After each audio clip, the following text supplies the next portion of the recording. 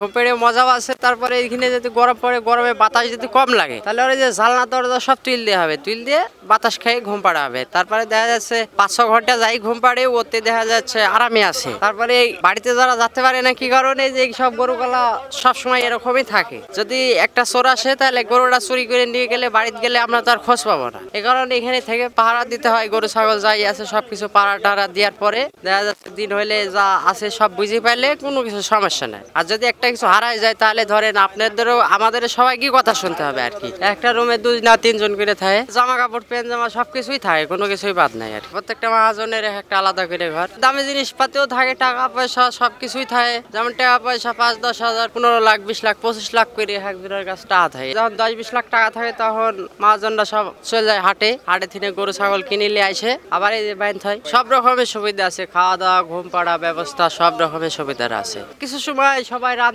সেরে খায়, যেমন একটা পিকনিকের মতো আছে। পিকনিকে যেমন সবাই রান্ধে, তেমন ভাবে মাঝে সাথে একটা পিকনিকও হয়, পিকনিকে এসে রান্ধে, মাছ গোছ সবকিছুই রান্না হয় আর কোনো কিছুই বাদ থাকে না। ওই যে এগুলা সব হোটেল, চারি সাইডে হোটেল, এই হোটেলে সব খাওয়া দাওয়া করতে হয়। হ্যাঁ, দ্বিতীয় দিন তৃতীয় দিনও বিক্রয় হয়। সব মানুষজন তো যেতে পারে না। ঈদের দিনও কিছু মানুষ থেকে যায়। দেখা যাচ্ছে যাদের গরু বেঁচে যায়, তাদের তো থাকতেই হবে, ওরা তো আর গরু থেকে যেতে পারবে না। যদি 2-3 দিন লেটও হয়, তবে ও বেঁচে টেসে যাবে। দেখা যাচ্ছে লাখ টাকার ফেলাই থেকে লাভ নাই, ফেলাই থেকে বাড়ি চলে গেলে তো লাখ টাকার উঠে আসবে না। এই কারণে লাখ টাকার জিনিসটা যাকে রাখ বেচবে, বেঁচে সেরে আবার আসবে। দূর থেকে ব্যাপারীরা আসলে ওদের কাছে 5-10 লাখ 20 লাখ করে টাকা থাকে। ওই টাকা গালাল নিয়ে এখানে ওখানে ঘুম পাড়ে, ঘুম টুম পেড়ে দেখা যাচ্ছে আবার যেতে যাচ্ছে ইচ্ছা হয় রাত 2টা-3টার সময় টাকা গাড়িতে উঠে চলে যাবে। না ওদের থাকবে তো, ওদের আবার টাকা পয়সা কিসের, ওরা তো এমনিই থাকে।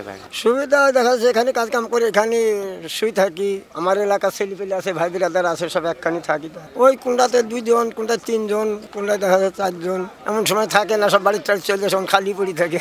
ঈদের সময় দিনে ঘুমানোর সুযোগ পাওয়া যায় না, রাতেও ঘুমানোর সুযোগ পাওয়া যায় না। এই সব সময় ধরো হাটের মধ্যে ঘোরাঘুরি। ওই ভোর রাতের দিক গেলে তো হয়তো 2-10টা পর্যন্ত, বেলা 10টা পর্যন্ত রেস্ট নেওয়া যায়। ঈদে থাকিনি। ওই কোনো সময় দেখা যাচ্ছে থাকা ঠুকি পড়ে গেলে, গরু বেচতে না পারলে থাকাও পড়ে যায়। তখন তো একটু মনটা খারাপই লাগে। বাড়িতে পরিবার নিয়ে এক জায়গায় ঈদ করা আর এখানে থাকা, একটা তো মনের মধ্যে খারাপই লাগে। এখানে থাকার ব্যবস্থাটা আমাদের মহাজন আছে, তারা হলো বাসায় থাকে। আর তাদের হলো লাখ লাখ টাকার দামের গরু কেনা এখানে পড়ে থাকে। মানে একটা গরু পড়ে থাকলে 1 লাখ 2 লাখ টাকার দাম। তাদের গরু আমরা ডিউটি করি, পাহারা করি, বেচা কেনা করি। এই সময়তে বেঞ্চে শুই থাকি, ঝড় বৃষ্টি আসলে উপরে শুই থাকি। বেলা 3টের পর থেকে কেনা বেচা শুরু হয়, এখানে 4টার পর থেকে রাত অবধি 2টা পর্যন্ত। এখন কুরবানির সময় রাত দিন 24 ঘন্টা কেনা বেচা হচ্ছে। ঘুমানোর সময় আপনি ধরেন যে বেলা 3টের সময় 4টার সময় কেনা বেচা করতে লাগবো। এবার কেনা বেচা শেষ করি, রাত 2টা বাজবে, হাত মুখ ধুই খাওয়া দাওয়া করি। ওই ধরেন যে 2টির পরে 3টার পরে ধরেন যে আবার সকাল 7টা পর্যন্ত ঘুম। খাওয়া দাওয়ার ব্যবস্থা আপনি ধরেন এখানে হোটেল আছে, হোটেল অনেকগুলো হোটেল আছে, তাদের ওখানে খায়। গোসল বাথরুম এখানে হাউস আছে, গোসল বাথরুম 10, গোসল 10, কাপড় চোপড় সবকিছু ধোয়া যাবে। ওই 10 টাকা, গোসল করলেও 10, বাথরুম করলেও 10, জামা কাপড় কাচাকুচি সব ফেরা। খেতা বালিশ, আমরা কি খেতা বালিশ আসি?